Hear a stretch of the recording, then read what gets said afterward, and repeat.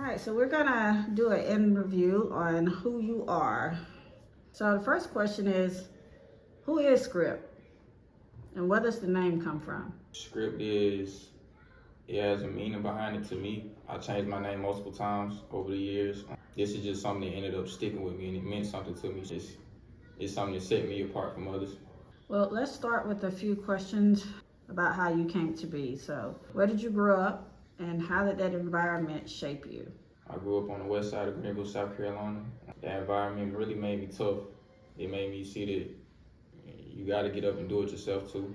But it shed light on a better side of life too. It made me see that you everything's achievable. I got the street side and the bougie side. So that's where I came from.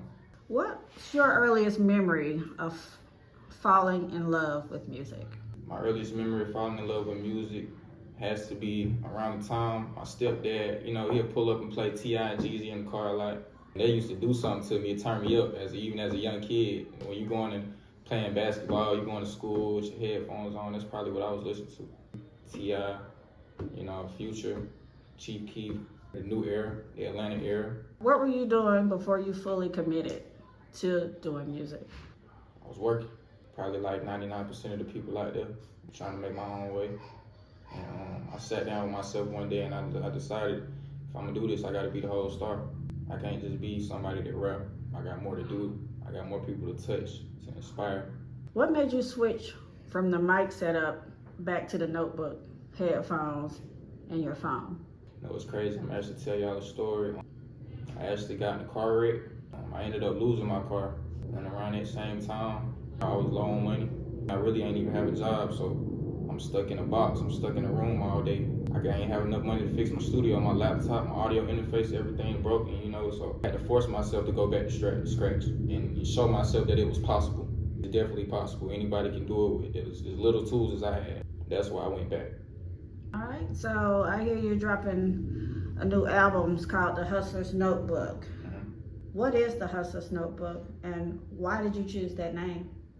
The Hustler's Notebook is a movement. It's not just a hustler's notebook. It's something every hustler can look into. It's a feeling. It's memorable. You know what I'm saying? It'll take somebody a long way because everybody's a hustler in their own world. Everybody got to get up and get it in their own world, but you just need that person that's gonna push you too.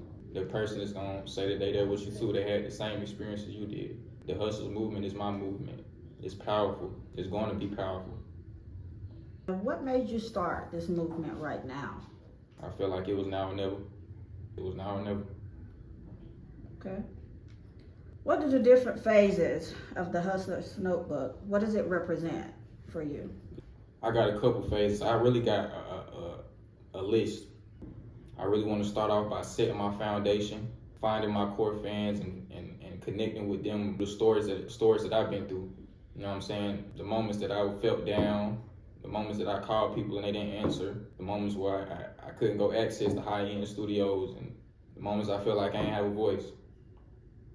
What message are you sending by showing this process raw and uncut?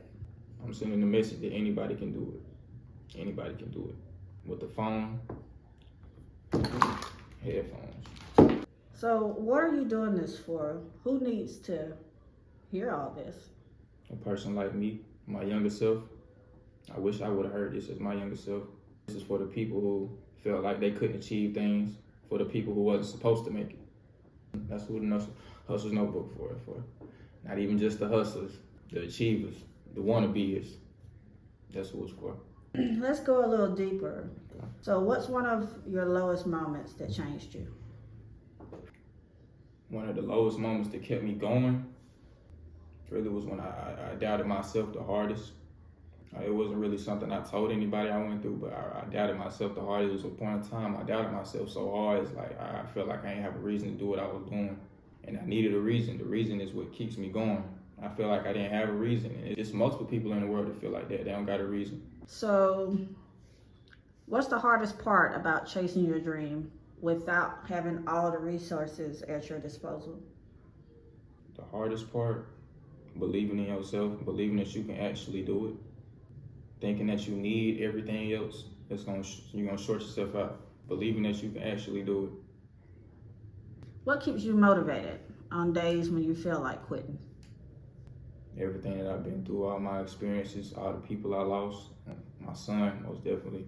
My mother, she keep me grounded, just family, experiencing love. That's what keep me going, because I'm pretty sure you got a whole bunch of fake people in here, you ain't gonna know how to move. So that's what keep me going. My family, everybody around me keep me going. How do you define success in this season? My definition of success isn't just wealth. I feel like my definition of success is touching others, making sure others are on too. I'm not here to just rap, sign somebody. I'm here to start a couple studios, start a couple record labels, start some basketball events, conventions, start some, you know what I'm saying, centers, start some parks, some real programs. A while back, a lady told me, it was like 3 years ago, she looked me in my face and she told me I was gonna be the one to help the community. I'm not. That could have been God, for all I know. So my biggest thing is helping the community, helping my people, helping everybody out here. I don't see that. I want to be that. All right, so we're gonna talk about your music and your style. How would you describe your sound in your own words? I would describe my sound as eccentric but simple, relatable, raw. I feel like my sound is gonna develop anyway, so I don't want to get it too attached to my sound right now. I like my sound right now, but I'm pretty sure it's gonna develop. And I know you brushed on this earlier, but who influenced your vocal style or your delivery? The ones who was making money. I seen my dad get money every day. He coming back, you know what I'm saying, taking us out, buying us stuff. And who wouldn't want to be that man for their family? I picked up on the music part, just listening, taking it all in. That's what I gravitated towards, the Southern Atlanta recession lifestyle when we had everything going on and the world didn't have as much money as they had now. That hustler, that motivation music, that's what I came from.